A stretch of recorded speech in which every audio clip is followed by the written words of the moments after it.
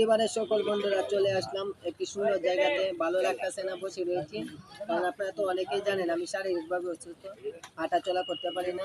এই জায়গাতে মাঝে মাঝে আসি। এখানে আসার উদ্দেশ্য হলো শুধু একটি, এখানে কুরবানির হাট বসেছে। মানে এত বড় না, গরু একদমই কম, দেখাও পারে না গরুগুলা। দেখ অনেক মানুষ রয়েছে, এই যে দেখেন।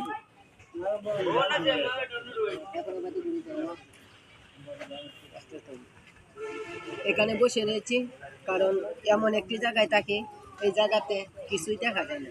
এই কারণে বের হলাম। বের হয়ে আমি চিন্তা করলাম আপনাদের মাঝে এই ভিডিওগুলো শেয়ার করি, সকলেই দেখবেন। এখানে গরু বেশি নেই, মাত্র 7টা গরু আছে।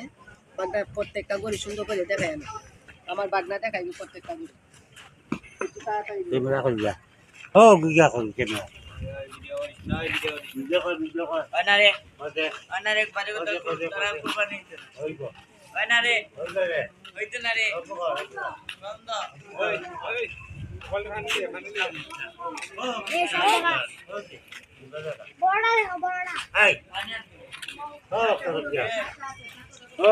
সবটি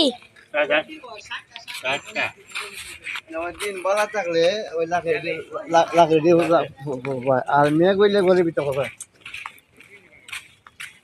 স্যার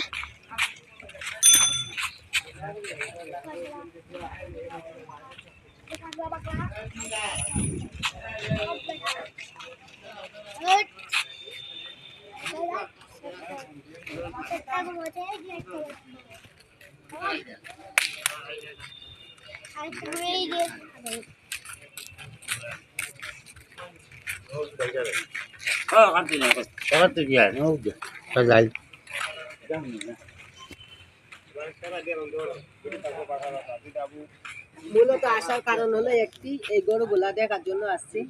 আর তাই চিন্তা করলাম আপনাদের মাঝে ভিডিওটা শেয়ার করলাম। দেখলেন গরু বেশি নেই, মাত্র 7টার মতন গরু ছিল। এগুলো আপনাদের মাঝে তুলে ধরলাম।